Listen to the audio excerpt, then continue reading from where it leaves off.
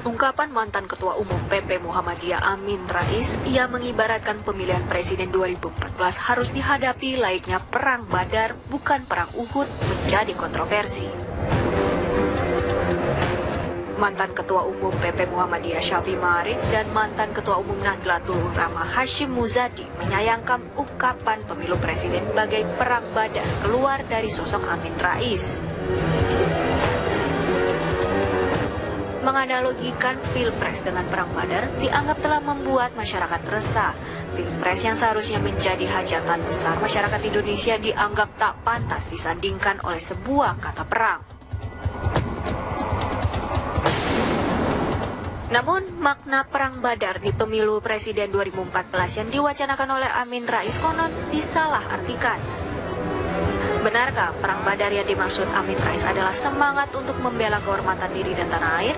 Mengapa Amin Rais justru tak ingin Pilpres kali ini bagai perang Uhud yang hanya mementingkan kepentingan pribadi dan berorientasi duniawi saja?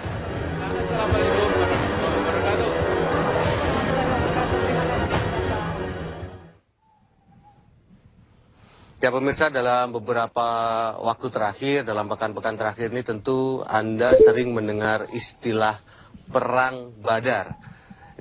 Istilah ini muncul ketika Ketua MPP PAN Amin Rais dalam kesempatannya lalu di Jakarta menyampaikan bahwa Pilpres 2014 ini seperti Perang Badar. Namun beberapa akibat dari istilah ini kemudian menjadi opini dan kemudian ditanggapi oleh sejumlah tokoh secara negatif. Dan setelah itu memang belum ada banyak pernyataan dari Amin Rais sendiri tentang apa sebenarnya dimaksud dengan Perang Badar ini. Apakah benar seperti yang dituduhkan beberapa pihak tentang Perang Badar yang kemudian diopinikan di media? Untuk mengklarifikasi hal ini dan mengkonfirmasi hal ini bersama sudah ada Pak Amin Rais. Selamat pagi Pak Amin. Pagi Mas. Ya. Pak Amin ketika menyatakan Perang Badar itu bisa diulang lagi Pak. Konteksnya sebenarnya seperti apa Pak? Jadi 25 Mei saya dapat kehormatan berikan pengajian di depan umat Islam Jakarta. Yang diundang itu semua lapisan, semua kelompok, bahkan semua partai. Ya. Nah di situ, ini saya ulangi lagi, insya Allah memori saya masih bagus, ya belum pelupa. Ya. Saya mengatakan alhamdulillah dari 5 partai Islam, yang 4 sudah bergabung. Yang 1 tidak bergabung itu bukan berarti lantas harus kita beri keputusan seolah-olah rendah atau salah dan lain-lain. Saya katakan, saya masih ingat dalam spirit Al-Quran, surat Al-Hujurat itu dikatakan, jangan sampai orang beriman itu sebagian mengejek, ya, memandang rendah kelompok yang lain, siapa tahu yang diejek justru lebih mulia, lebih bagus. Ya. Karena itu saya mengatakan jangan sampai satu partai yang nggak bergabung tadi itu diberikan konotasi yang kurang bagus karena semuanya sama. Nah, semua ijtihadnya sama, tidak boleh saling ejek-mengejek. Bahkan kalau dalam lanjutan surat Al-Hujurat itu umat beriman itu harus menjauhi purbasangka. Karena purbasangka itu sebagian besar adalah dosa. Bahkan dikatakan apakah engkau tega memakan bangkai atau jenazah saudaramu, pasti kamu merasa jijik. Jadi dalam perspektif Quran itu Mas, orang menjelekkan, mata-matai, bicara kurang betul itu seperti memakan bangkai saudaranya sendiri. Sangat dramatis. Nah setelah itu, saya mengatakan dalam hidup ini, dalam perjuangan apapun, itu ada contoh yang harus kita ambil. Dulu orang beriman ketika Perang Badar tahun kedua Hijriah mempertahankan harga dirinya, martabatnya, negeri yang baru dibangun itu betul-betul ikhlas, ya. Tidak ada kata wani piro, ngono yang ngono yang ojo semono kata orang Jawa itu ya, yang diplesetkan juga ya. Tapi karena ikhlas itu maka Allah memberikan kemenangan.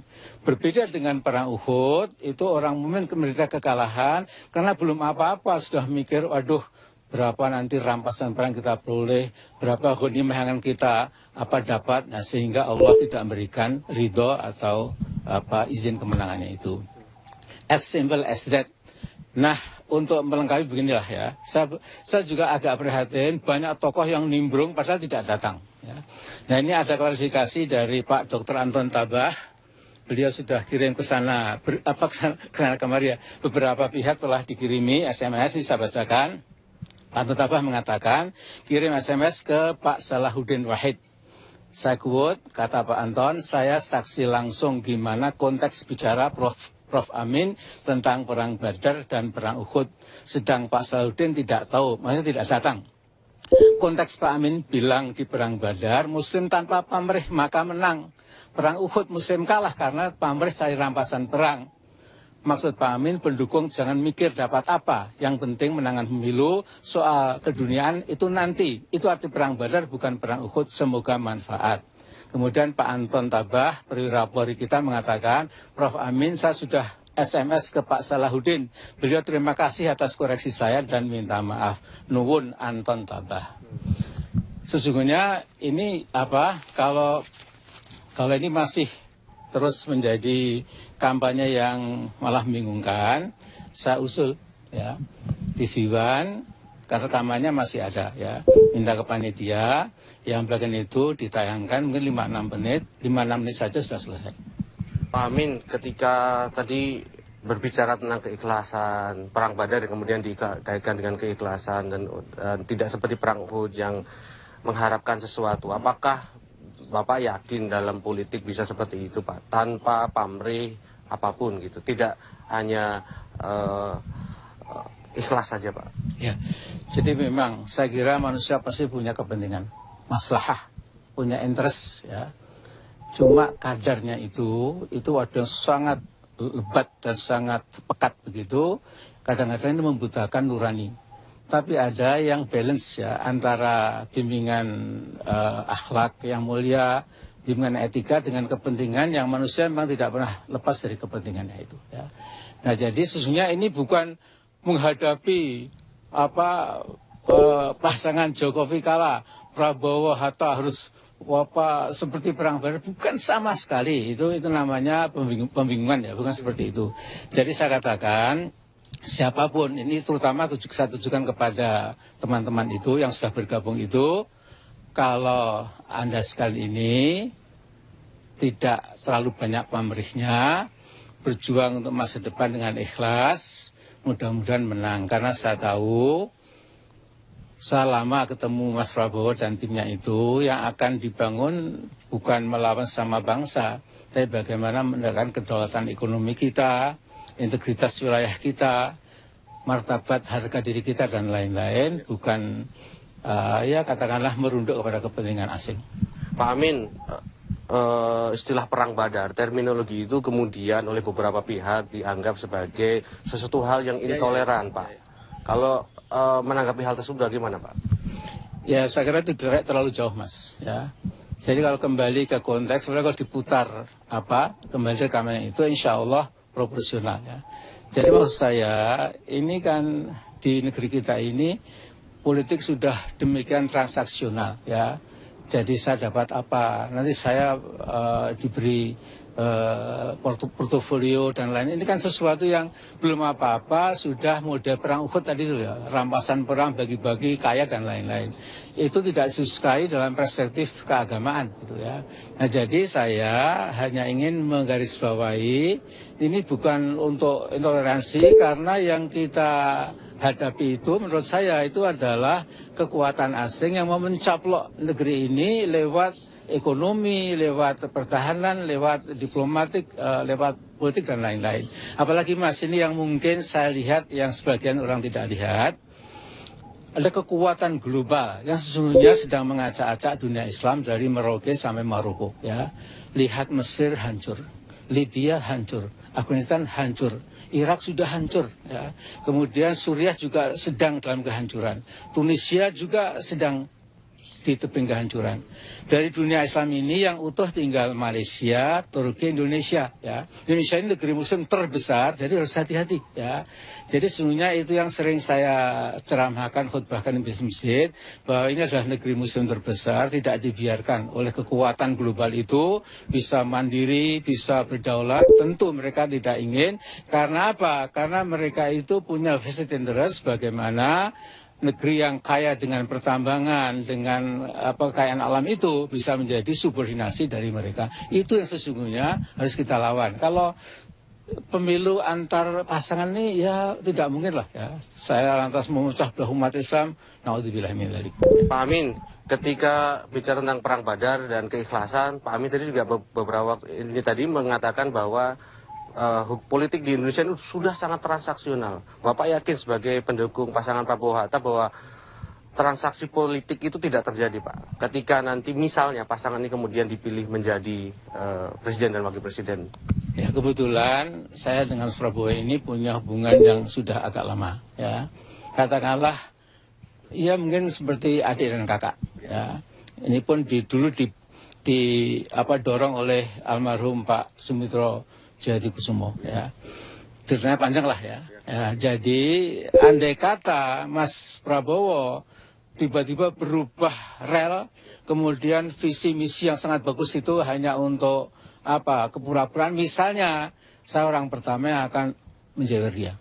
Dan saya tidak takut sama siapapun, ya. Jadi insya Allah saya akan menjaga, ya, insya Allah. Ya. Pak Amin, tahan dulu. Ternyata pembicaraan tentang perang Badar ini cukup menarik, tapi seperti apa lagi perspektif atau klarifikasi yang disampaikan Pak Amin Rais? Anda jangan kemana-mana, tetap di Apa Kabar Indonesia Pagi.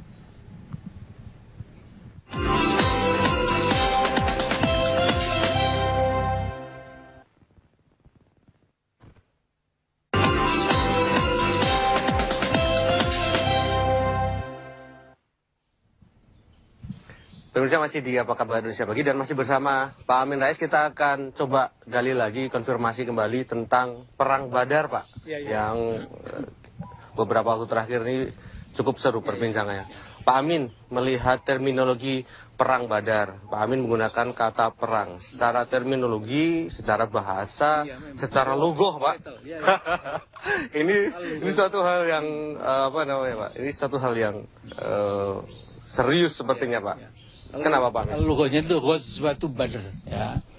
Dalam bahasa Inggris itu bukan battle, bukan Badr war, tapi Badr battle, ya. Juga Uhud battle, ya. Nah, yang harus saya garis bawahi untuk kesekian kalinya, saya mengatakan semangat perangnya itu semangat enthusiasm, ya. Jadi burning desire, ya. Hamasah dalam bahasa Arabnya itu, ya. Itu yang harus kita petik. Ya, jadi perjuangan itu bisa berupa military konflik, bisa perjuangan politik, bisa perjuangan menegakkan keadilan, batas kemiskinan, pengangguran, semua perjuangan. Nah, yang sangat amat direkomendasi oleh agama itu, apa yang kamu kerjakan itu dengan ikhlas, jangan pakai pamrih. Bahkan ada jaminan kalau kita mengejar ukhrawi kita itu, duniawi kita akan tersertakan. Tapi kalau orang hanya mengejar dunia, ukhrawinya hilang, itu alangkah ruginya. Jadi bukan perang itu, tapi semangatnya itu, Mas. Ya. Artinya itu bukan perang yang terkait dengan violence, dengan kekerasan. No. Ya. Jadi tidak ada konotasi saya mengajak violence sama sekali, ya. Jadi sekali lagi saya ulangi, semangatnya itu, ini kan semua tokoh datang, ya. Yang datang itu paham, yang nggak datang cuma 1-2 paragraf di media massa, terus maaf itu melabrak saya, inilah kesempatan dan lain-lain. Bahkan ada teman-teman Muhammadiyah, saya lupa namanya lah, yang luar biasa, ya. Tapi itu okay, ya, itu sangat normal, sangat biasa dalam pergaulan hidup itu, ya. Nah, jadi ya itulah semangatnya yang penting, ya. Pak Amin, di satu sisi Pak Amin terkait dengan Perang Badar ini juga dianggap sejumlah pihak untuk telah melakukan kampanye hitam. Itu bagaimana, Pak Amin? Nah, kalau boleh ini istilah baru, ya. Di samping kampanye hitam, kampanye negatif, itu ada kampanye pembingungan, ya. Jadi confusion making campaign, ya. Jadi mas sederhana dibingungkan ya, seolah saya memecah belah persatuan umat, saya memecah bangsa, mengajak berperang, Masya Allah. Jadi dibingungkan. Jadi saya kira saya usul, kalau bisa Bawaslu menambah item di samping kampanye hitam, juga kampanye pembingungan. Ya, dibulak-balik fakta, digoreng-goreng, nanti malah kasihan. Ya, jadi saya sesungguhnya, tadilah sikap kenegaraan Pak Saudin Wahid, setelah diberitahu, oh iya, mohon maaf, selesai. Ya. Artinya Pak Amin juga meminta tokoh-tokoh lain untuk melakukan hal yang sama seperti Pak Salahuddin. Salah, terlalu apa? Nanti lagi nanti ya. Ya itu, Mas katakan contoh Pak Saudin Wahid ini, yang saya juga kenal baik. Beliau juga ulama, juga lulusan ITB, ya. Jadi dunia paham, agama paham, ya. Begitu tahu, oh begitu toh. Pak Anton ya sudah, saya mohon maaf. Selesai. Ya. Pak Amin, ini kasus lain Pak. Ini pembicaraan lain selain perang Badar Pak. Ini yang cukup menjadi perhatian publik tentang kasus 98, kaitannya dengan kejadian 98. Kemudian kita ingat bahwa waktu itu Pak Amin cukup ditekan oleh TNI dan sempat kemudian menggagalkan rencana People Power pada dini hari. Dan ini saat itu kan juga tokoh yang disebut-sebut menekan Pak Amin adalah tokoh yang Bapak dukung sekarang, Prabowo Subianto. Komentar Anda Pak? Ya, itu sama sekali tidak benar ya. Jadi secara mutlak kategoris tidak benarnya. Ada orang lain ya. Jadi menjelang People Power yang saya akan membawa teman sebanyak mungkin ke Monas itu, syukuran reformasi, itu istilah yang lebih teduh dari People Power itu.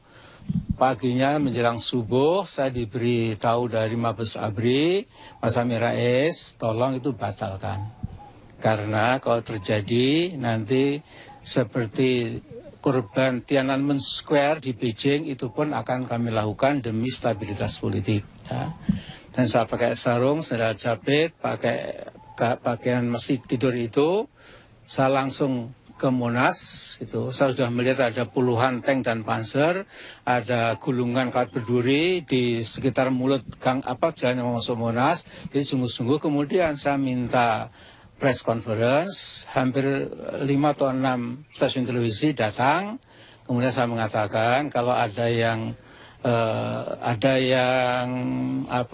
sedih, ada yang kecewa, adalah saya sendiri. Tetapi saya menghimbau bahwa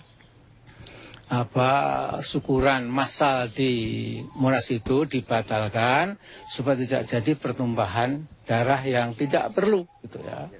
Nah, jadi akhirnya saya batalkan dan sebagai gantinya rombongan ratusan ribu mahasiswa dan masyarakat Jakarta itu bergerak ke halaman DPR MPR.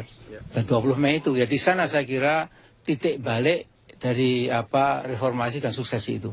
Di sana saya mengatakan kita sudah bulat meminta ada pergantian pemerintahan dan lain-lain, agenda reformasi supaya dijalankan ya. Kemudian paginya ya dengan legowo Pak Harto mundur itu.